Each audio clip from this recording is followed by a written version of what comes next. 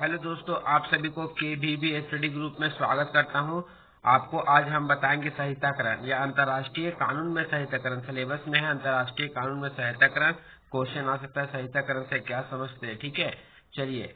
आपको core 11 12 complete करा चुके हैं। आपको DSC पेपर पढ़ा रहे हैं। ठीक है, DSC में 2 लेसन आपका हो गया, ये तीसरा लेसन है और आज आपका एग्जाम है। इसलिए हम बहुत ही जल्दी मॉर्निंग में ही आपके सामने वीडियो बना रहे हैं ताकि आप लोग को एग्जाम अच्छा से जाए। एक्सटर्नल एग्जाम में आने वाला है, वही क्वेश्चन बता रहे, काफी सरल भाषा में बताने का प्रयास करें ताकि आप लोग अच्छे से समझे और अच्छे से समझ के और साधारण शब्दों में, अपने ही शब्दों में एग्जाम लिखे ताकि एग्जामिनर को भी लगे नहीं बच्चा अच्छे से पढ़ के आया है। अगर हमारे पढ़ाने का तरीका अच्छा लग रहा होगा तो KVB स्टडी ग्रुप को जरूर सब्सक्राइब कर दे और लाइक कर दे और अपने दोस्तों पर शेयर कर दे। चलिए, बिना टाइम वेस्ट किए हुए आपको संहिताकरण पढ़ाते हैं। ठीक है, संहिताकरण का परिचय। सामान्यतः संहिताकरण से अर्थ उस प्रक्रिया से होता है जिसके द्वारा कानून के विद्यमान नियमों को एक संहिता के रूप में प्रस्तुत किया जाता है।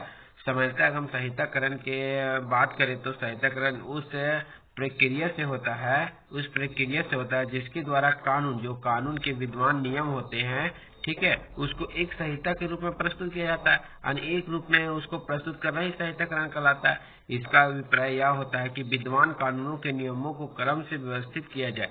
और इनका कहने का मतलब विद्यमान नियम जो है उनको कानूनों को नियमों को क्रम से व्यवस्थित किया जाए। यह संहिताकरण का संकुचित अर्थ है। विस्तृत अर्थ में संहिताकरण से आशा न केवल विद्यमान नियमों और संहिता के रूप में प्रस्तुत करना होता है। अगर हम बात करें संकुचित अर्थ में तो है, लेकिन विस्तृत अर्थ में संहिताकरण से आशा न केवल विद्यमान नियमों को संहिता के रूप में प्रस्तुत करना होता है बल्कि समय तथा परिस्थितियों के अनुसार उसमें उपयुक्त संशोधन करना ही होता है। और अगर हम बात करें विस्तृत अर्थ में तो संहिताकरण में जो होता है उसमें उपयुक्त संशोधन करना होता है। ठीक है, और वास्तव में संहिताकरण विधि के क्रमिक विकास का उपाय है। वास्तव में संहिताकरण की बात करें तो विधि के क्रमिक विकास का उपाय है। एक और समझाने का प्रयास करते हैं।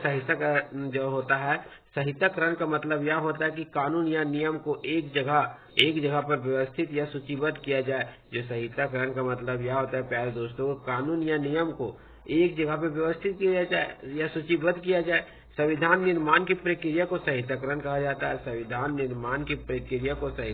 जाता है।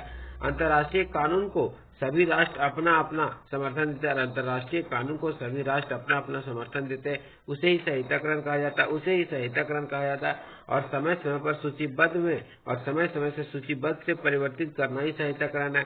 और समय पर उसमें परिवर्तन करना या सूचीबद्ध यानी एक रूपता देना संहिताकरण ही कहलाता है। ठीक है, इस प्रकार संहिताकरण का उद्देश्य वैधानिक नियमों को एक संक्षिप्त अथवा क्रमबद्ध रूप देकर उनको एक रूपता प्रदान करना और एक वैधानिक नियमों को एक संक्षिप्त अथवा क्रमबद्ध मतलब एक लाइन में एक रूप से उसको एक रूपता प्रदान करना ही संहिताकरण कहलाता है। साथ ही समय और परिस्थितियों के अनुरूप उनमें उपयुक्त संशोधन करना भी है। और समय परिस्थिति के अनुसार उपयुक्त संशोधन करना भी। इसलिए संहिताकरण को कानून के क्रमबद्ध और नियंत्रण विकास का साधन माना जाता है। इसलिए संहिताकरण को कानून के क्रमबद्ध और नियंत्रण विकास का साधन माना जाता है प्यारे दोस्तों। ठीक है, संहिताकरण के इतिहास की बात करें तो अंतर्राष्ट्रीय कानून के संहिताकरण के विचार को सर्वप्रथम 18वीं शताब्दी के अंत में बेंथम द्वारा किया गया था। और बात करें अंतर्राष्ट्रीय कानून के संहिताकरण की विचार किसने दिया था तो सर्वप्रथम बेंथम ने दिया था। कब दिया था? 18वीं शताब्दी में दिया था। अंतर्राष्ट्रीय कानून और शांति के क्रमबद्ध रूप से प्रदर्शित किया। ठीक है, अंतर्राष्ट्रीय कानून को और शांति को क्रमबद्ध रूप से प्रदर्शित किया 1782 में। ठीक है प्यारे दोस्तों, 1782 में और 1795 में क्रांति नहीं हो पाया। ठीक है, क्रांति जो हुआ था वो सफल नहीं हो पाया और संहिताकरण को वास्तविक रूप देने का कार्य प्रारंभ सन 1856 में पेरिस घोषणा में हुआ। जो संहिताकरण का जो हुआ था लड़ाई, ठीक है, क्रांति भी थी 1792-1795 में उसमें सफल नहीं हो पाया और साहित्यकरण को वास्तविक रूप देने का कार्य प्रारंभ 1856 में पेरिस घोषणा में किया गया था। ठीक है, और साहित्यकरण का एक जो प्रारंभ हुआ था, कार्य प्रारंभ हुआ था वो 1856 में पेरिस घोषणा से हुआ था। ठीक है, इस घोषणा में कई देश हस्ताक्षर किए थे। इस घोषणा में कई देश हस्ताक्षर किए थे, जैसे ग्रेट ब्रिटेन, फ्रांस, ऑस्ट्रेलिया, रूस, पर्शिया। ठीक है, ये सब देश ने इसमें हस्ताक्षर किए थे। ठीक है, टर्की शामिल थे और 4 सिद्धांतों का निर्धारण किया था। ठीक है, और 4 सिद्धांतों का भी निर्धारण किया था और 19वीं शताब्दी के उत्तरार्ध में भी कई प्रयास किए गए थे और 19वीं शताब्दी के उत्तरार्ध में भी कई प्रयास किए गए थे। लेकिन प्रथम हेग सम्मेलन में 26 देशों ने भाग लिया था। जो प्रथम हेग सम्मेलन हुआ था उसमें 26 देशों ने भाग लिया था। इस सम्मेलन में बहुत सारे कानून का साहित्यकरण किया गया और इस सम्मेलन में बहुत सारे कानून का साहित्यकरण किया गया। ठीक है, और साहित्यकरण किया गया। और दूसरा हेग सम्मेलन सन 1767 में अमेरिकी राष्ट्रपति रूजवेल्ट द्वारा दूसरा हेग सम्मेलन बुलाया गया, जिसमें 44 राष्ट्रों के प्रतिनिधित्व ने भाग लिया और 13 कानून को साहित्यकरण किया गया। साहित्यकरण मतलब एक रूप में व्यवस्थित किया गया। ठीक है, पहला, पनडुब्बियों का प्रयोग करने पर स्वयं विस्फोट करने वाले गुप्त रास्तों का निर्माण करना। अगर पनडुब्बियों का प्रयोग करना है तो स्वयं विस्फोट करने वाले गुप्त रास्तों का निर्माण करता है। युद्ध के समय शत्रु देश के व्यापारिक जहाजों की स्थिति का निर्धारण करता है। स्थल व समुद्री युद्ध का नियम बनाता है। भूमिगत समुद्री तट पर तटस्थता का नियम बनाता है। नौसेनाओं की गोलाबारी के नियम, युद्ध छेड़ने के नियम, लंदन घोषणा, प्रथम विश्व युद्ध के पश्चात साहित्यकरण, संयुक्त राष्ट्र संघ और साहित्यकरण और राष्ट्र संघ के तत्वाधान में साहित्यकरण की दोष की बात करें, पूछ सकता है साहित्यकरण से क्या समझते हैं। साहित्यकरण के गुण और दोषों का वर्णन करें। चलिए गुण बताते हैं। साहित्यकरण के प्रमुख गुण निम्नलिखित है जो इस प्रकार है। ठीक है, अंतर्राष्ट्रीय कानून का स्पष्ट, सरल और सुनिश्चित बनाना। पहला इसमें गुण होगा अंतर्राष्ट्रीय कानून को स्पष्ट करना, सरल और सुनिश्चित बनाना। ठीक है, और देखिए साहित्यकरण से अंतर्राष्ट्रीय कानून सरल तथा सुनिश्चित बन जाएगा। साहित्यकरण हो जाने के बाद, एक रूपता दे देने का व्यवस्थित कर देने के बाद अंतर्राष्ट्रीय कानून सरल और सुनिश्चित बन जाएगा। ठीक है, सुनिश्चित हो जाएगा। उनके संदेहों को दूर किया जाएगा। ठीक है, जिसमें अंतर्राष्ट्रीय न्यायाधीशों के कार्य को सरल बना दिया जाएगा। जब उनके संदेशों को दूर किया जाएगा, जो अंतर्राष्ट्रीय न्यायाधीशों का कार्य होगा उसको सरल बना दिया जाएगा।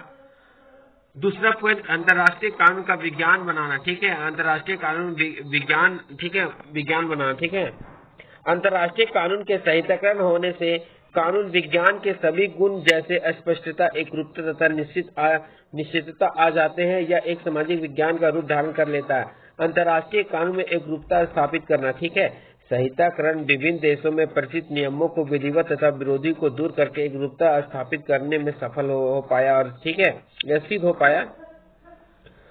गति में वृद्धि होना। प्रत्येक देश में प्रचलित विभिन्न रीति रिवाजों एवं प्रथाओं से अंतर्राष्ट्रीय कानून में बाधा डाल रहा है। जो कहने का मतलब है कि गति में वृद्धि होता है तो प्रत्येक देश में प्रचलित जो विभिन्न रीति रिवाज है, कानून है एवं प्रथाओं से अंतर्राष्ट्रीय कानून में बाधा डालता रहा है। साहित्यकरण इन बाधाओं को दूर करके विधि की प्रगति को प्रोत्साहन देने से सहायक सिद्ध हुआ। विधि की जो प्रगति है उसको प्रोत्साहन देने में सहायक हुआ है। साहित्यकरण द्वारा कानून अगाध बनते रहे हैं। ठीक है, लोकप्रियता में वृद्धि। साहित्यकरण अंतर्राष्ट्रीय कानून में स्पष्टता तथा निश्चित होता है, अतः अधिक से अधिक राज्य इसका पालन के लिए प्रवृत्त होते हैं। ठीक है, इनमें इसकी लोकप्रियता में वृद्धि होगी। साहित्यकरण की दोष की बात करते हैं दोस्तों। साहित्यकरण में प्रमुख दोष है जो इस प्रकार है। ठीक है, साहित्यकरण से कानूनी विवाद उत्पन्न होता है। ठीक है, कानूनी विवाद यानी लड़ाई झगड़ा उत्पन्न होता है। ठीक है, साहित्यकरण से लड़ाई झगड़ा उत्पन्न होता है। देखिए कोई भी आदमी तो उसमें नकारात्मक और सकारात्मक सोच रहता है। इसी तरह इसमें साहित्यकरण में दोष भी है और गुण भी। ठीक है, गुण के बारे में पढ़ चुके हैं, दोष के बारे में आपको बता रहे। साहित्यकरण में कानूनी विवाद उत्पन्न होता है। सब लोग अपना अपना हित में कानून बनाना चाहते हैं। सब लोग अपने अपने हित में कानून बनाना चाहते हैं और अपना तर्क देते हैं तो साहित्यकरण में विवाद उत्पन्न होता है। जब अपना तर्क देंगे तो साहित्यकरण में विवाद उत्पन्न, क्योंकि अपने सबका अपना अपना तर्क रहेगा, अपना अपना मत रहेगा, ठीक है। और समझौता नहीं हो पाता है। जब सबका अपना अपना मत रहेगा तो समझौता कहाँ से हो पाएगा। अंतर्राष्ट्रीय कानून का विकास रुक जाता है या अवरुद्ध हो जाता है। जब अंतर्राष्ट्रीय कानून का विकास होता है वो साहित्यकरण से रुक जाता है या अवरुद्ध हो जाता है, ठीक है। जब सब एक देश का सहमति एक नहीं होता है तो अंतर्राष्ट्रीय कानून का विकास रुक जाता है। जब सब देश का सहमति एक नहीं होगा, एक समान नहीं होगा, एक जैसा नहीं होगा तो अंतर्राष्ट्रीय कानून का विकास रुक जाता है। साहित्यकरण के कारण अंतर्राष्ट्रीय कानून की विशेषता कम हो जाती है और साहित्यकरण के कारण ही अंतर्राष्ट्रीय कानून की विशेषता कम हो जाती है। राज्यों की मध्य सर्वसम्मति का अभाव, राज्यों के जो मध्य होता है उसमें एक मत नहीं हो पाता है। साहित्यकरण की प्रक्रिया से राष्ट्रों में सभी को सर्वसम्मति असंभव है, क्योंकि सभी राष्ट्र अपने अपने हित के लिए काम करते हैं। कहने का मतलब है सभी राष्ट्र को एकजुट करना मुश्किल है, क्योंकि सब अपने अपने हित, अपने अपने स्वार्थ के लिए काम करते हैं, बल्कि दूसरों के नहीं। इसलिए बताया गया है साहित्यकरण के मध्य सर्वसम्मति का अभाव, ठीक है।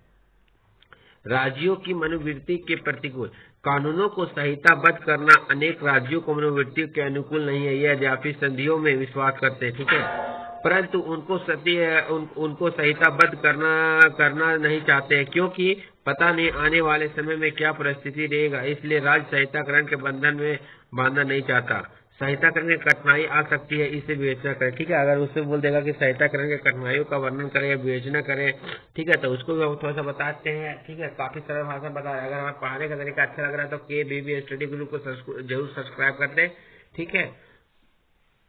विभिन्न राष्ट्रों को एक मत ना होना, क्योंकि सबका अपना अपना राष्ट्रहित होता है,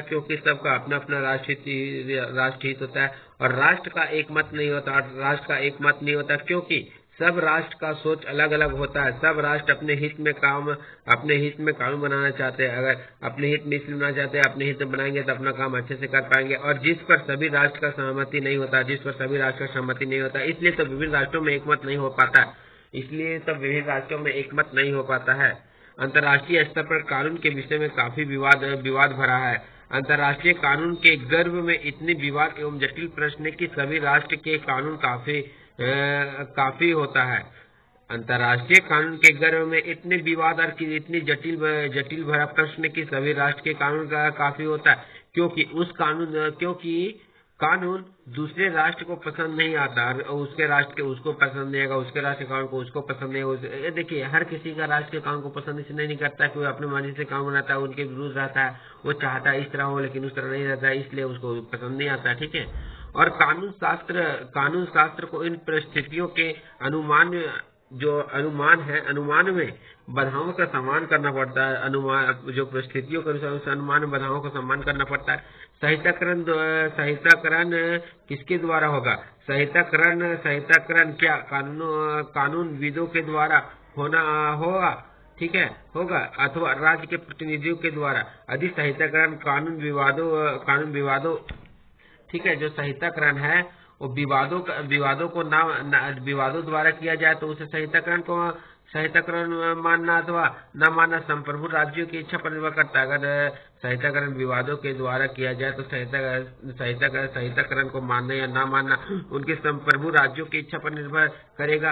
राज्य प्रतिनिधियों का एक मत होना अत्यंत ही कठिन कार्य है। सभी राज्यों को एक मत होना अत्यंत ही कठिन कार्य है। इस तरह आपका ये तीसरा लेसन भी कंप्लीट हो गया और आपके सामने हो सकता है। तो अभी फिर हम बहुत ही जल्दी आपके सामने एक और चैप्टर का वीडियो लाएंगे और काफी सरल भाषा में बताने का प्रयास कर रहे हैं। हमारे पढ़ाई का तरीका अच्छा लग रहा है तो KBB स्टडी ग्रुप को जरूर सब्सक्राइब कर दे, लाइक कर दे और अपने दोस्तों के पास शेयर कर दे, ताकि हमको भी मोटिवेट मिले कि मेरे सब्सक्राइबर बढ़ते जा रहे हैं, ठीक है। और बहुत ही जल्द वही क्वेश्चन बताए दोस्तों जो आने वाला है, काफी सरल भाषा में है, ठीक है।